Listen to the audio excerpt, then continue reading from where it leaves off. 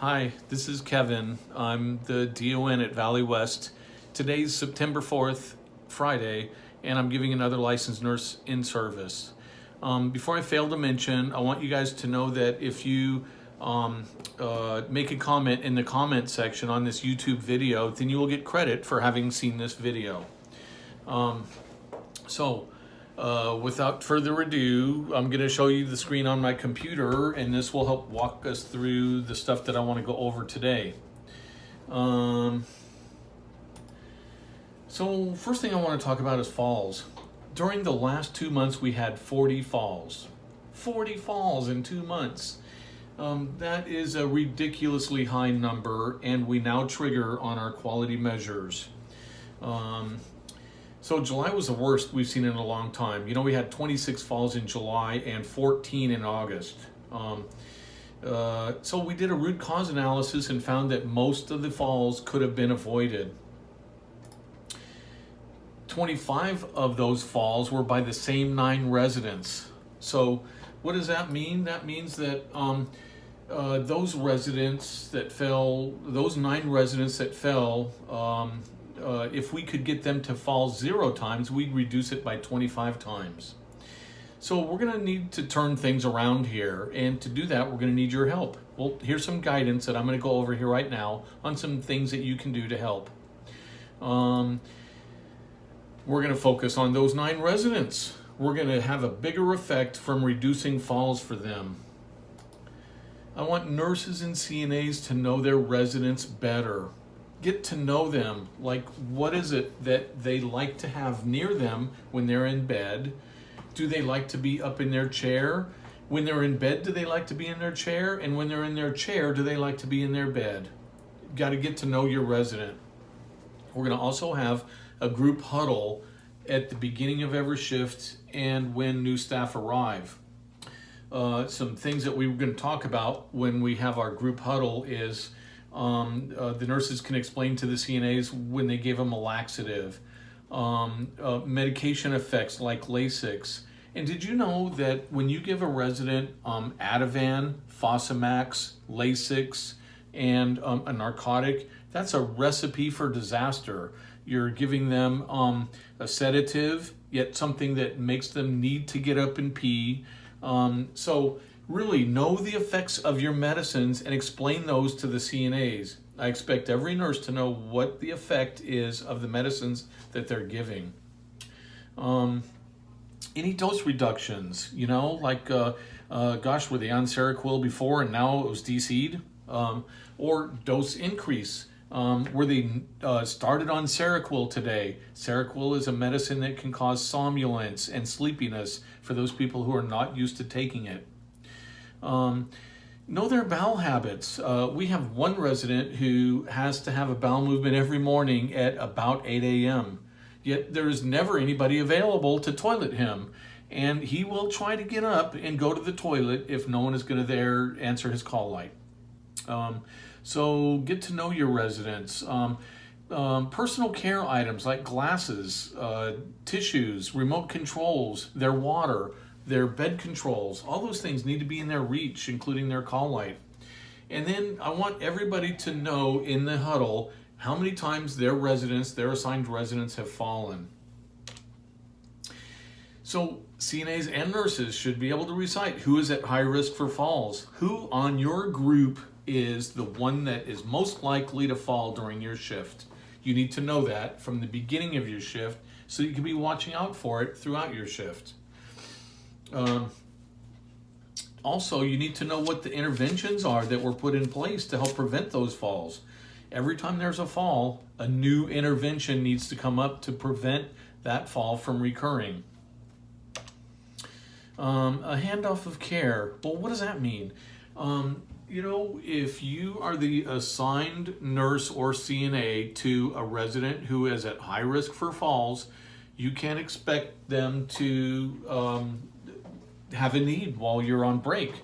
So if you're going to go to lunch or you're going to be giving a shower or something like that, tell the other CNAs, hey, by the way, I've got this resident over here in this room who is at high risk for falls. Can you just kind of keep an eye on them for me while I'm at lunch? and then explain to them that you will do the same for them when they go to lunch. Every group has at least one resident who is at high risk for falls.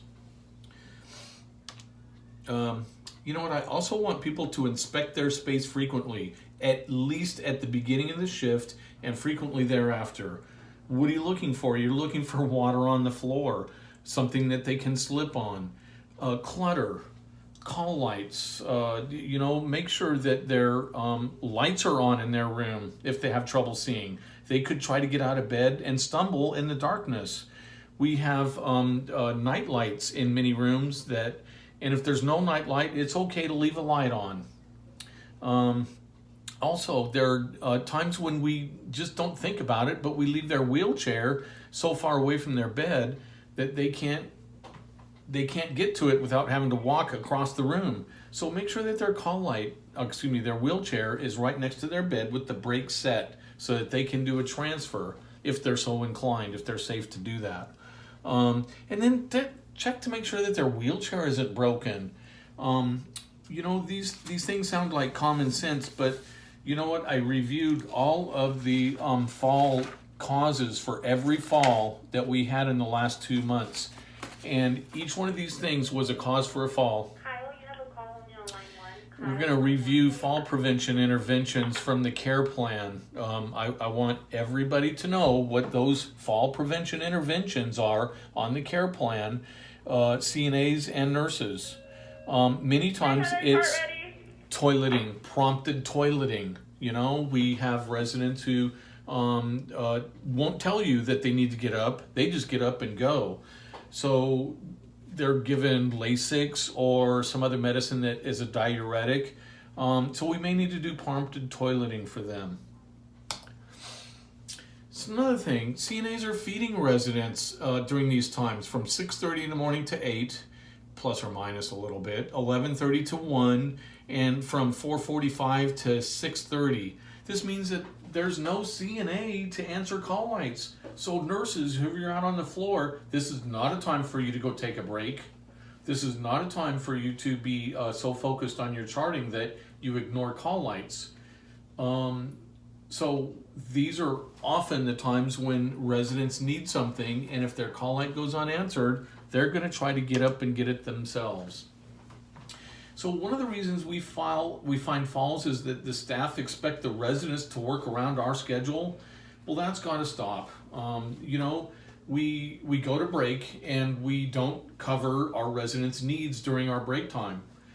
That's what I was talking about by a warm handoff to somebody else when you're going on break. So we need to work around our residents' schedule. This is something that we need to get to know our residents well enough to know what their schedule is. They like to get up and go to bingo every day at 3 o'clock. Well, that's something that you need to know, because if you don't get them up, they're going to want to go. Also, maybe they go to smoke break at 9, 1, or 6. Or maybe they just have to have a bowel movement every morning at 8 a.m. Unanswered call lights. I have looked at most frequent cause of a fall is a call light wasn't answered. The resident got tired of waiting for someone to come and answer their call light, and they had to go to the bathroom. So what did they do? They tried to get up on their own, and they fell. I know of 2 falls right here in the month of August that happened for that reason right there. Well, we also have a meeting every 3rd Thursday of the month at 1:30. Dr. Garrison leads this group, and we talk about fall reduction. The target group of attendees for this meeting are the administrator, me, the DSD, the director of rehab, CNAs, RNAs, licensed nurse, and anyone else who would like to attend. You're certainly welcome to come to this meeting so that you can learn what are we doing to help prevent falls. We also could use your input on fall prevention and fall reduction. Do you know of some trends that are coming up? Do we have a problem that we need to look at so that we can help reduce falls? If you'd like to attend, let me know. I want to talk about something else here instead of falls. And this actually can cause falls too a little bit. You know what? We have an obligation to our residents that we need to be focused on their needs and not our own needs. We're here for our residents, and when you're on the clock, you're expected to be focused on them, not yourself. When you're on your cell phone, your head is down and you're looking at your cell phone. I want your head up and not looking at a cell phone, because you might be able to see a resident who is trying to get out of bed, or somebody who is trying to wave at you to get your attention so that you can help them. But you won't be able to see that if your face is buried in your text message between you and your babysitter. Now, I also know that life goes on, and we all have cell phones, and I'm not expecting everybody to put them in your locker or leave them in your car or something like that. There may be an emergency with your child at home or with family or something like that, and people are trying to contact you. I understand, I get that. So if you get an emergency text or a message that you need to attend to, excuse yourself, let your charge nurse know that your CNAs or your other nurse know that you're going to be taking a quick break to answer a text message. So that's my expectation with that. Now, my pledge to you is that I'm going to set an example for nurses by not being on my cell phone when I'm in a resident care area. And I make that pledge, and if any one of you see me on my cell phone when I'm out in a patient care area, it's okay for you to tap me on the shoulder and say, Kevin, do you remember your pledge? That's okay to do, because I want to set an example for the nurses, that's you, of me not being on the cell phone. It's difficult for me to explain to you why you can't be on your cell phone if I'm on my cell phone. So you can see it rolls downhill. So if I'm not on my cell phone, then you won't be on your cell phone, and if you're not on your cell phone, the CNAs won't be on their cell phone. So I'm also going to hold nurses accountable. If you see a CNA on their cell phone, here's a good example. I've actually seen CNAs who are supposed to be feeding, and they're in room 207, and while they're in between bites, their head is down looking at their phone and responding to a text message from a boyfriend, a girlfriend, a family member, or something. That is never allowed. And if you see somebody doing that, then politely tell them that we don't do that. We're focused on our residents' care at this time. But if it's a repeated thing, then you have my permission to write them up. If you need my help with the forms and the paperwork on a write-up, I will be happy to help you write somebody up. But I want nurses to supervise their CNAs and hold them accountable. Refrigerator temps. Oh my goodness. We had a problem with refrigerator temps. This one is good. What happened here? This is totally unacceptable as far as, I don't know if you can see that very good. 100 cart ready. So this is a refrigerator log that came out of a med room. Do you see the problem? I think Cindy Wilson and Hank were the only ones that really recorded temps on this one. I don't even know what med room. I have no idea. So with these, they have to say med refrigerator and 300 and the date. And they have to be having something on there. This one had the residence refrigerator on there. Good job, station 300. However, I still see some holes.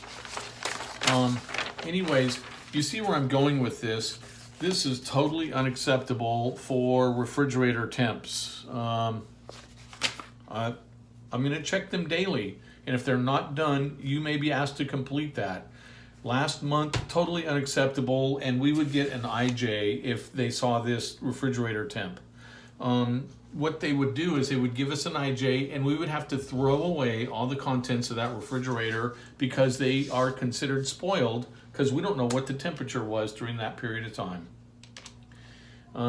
Let's talk a little bit about COVID-19. Today's Friday, September 4th, and we finished our second week of response testing. Response testing means that in response to a positive COVID-19, we had to do weekly testing for all our residents and staff.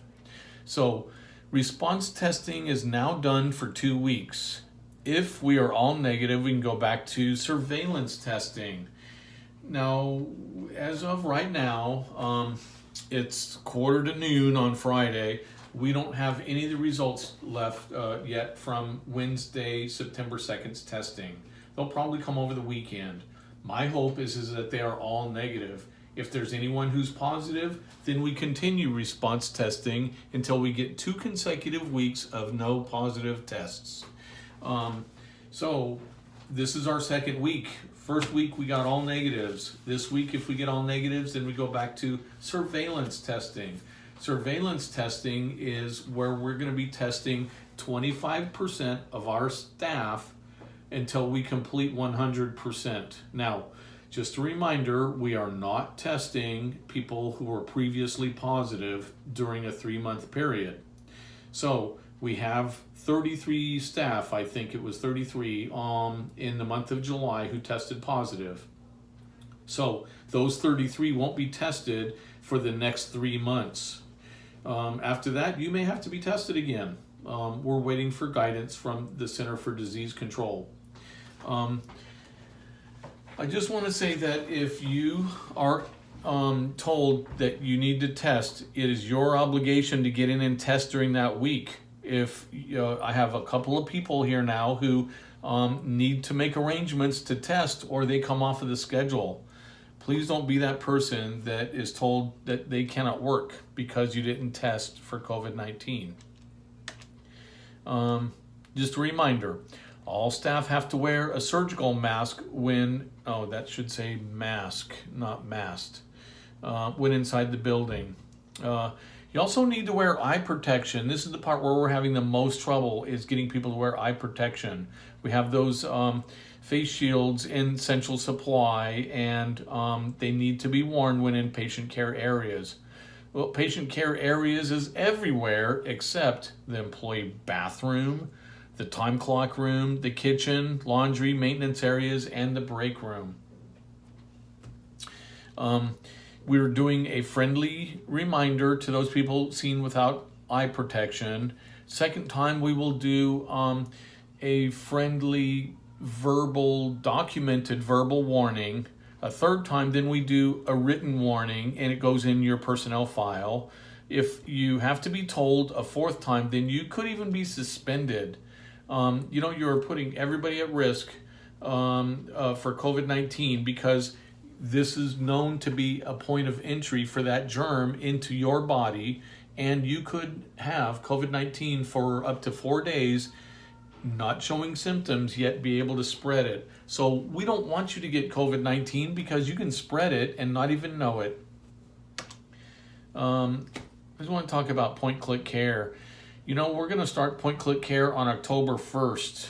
Actually, that date may change. It may be a go-live date of October 5th. October 5th is a Monday. I want you to log into the prefix MMSL and then your user ID. Everybody's going to be given user IDs and passwords. We are installing point of care kiosks throughout the building, and they're going to be used for CNA documentation. We've got a training date coming up on Friday, September 18th, and there will be some training that starts at that time. Not everybody is expected to come in at that particular point, but we will figure out a way that we're going to do it because we can't have large group meetings. We may have to do it like 6 people at a time in the theater room because that's where we've got a TV and that's just the place that we'll probably end up doing it. Hot weather advisory. Today's Friday, September 4th, and on the 5th and 6th, it's supposed to be super hot outside. So I just want you to know that there are some things that we can do to prevent problems for you, your family, and our residents. everybody should be increasing their fluid intake. For our residents, we can give them popsicles, juice, fluids, ice water. For you and your family, not so much our residents because they're not getting out of the building too much, but limit your time out in the sun. Here in our building, close windows in rooms. Check your bathroom sliding windows in your residents' rooms and make sure that they're closed. It sucks the air conditioner cool air right out that window whenever they're open. Sliding glass doors, make sure that they're closed. So, curtains, we want the curtains to be closed. And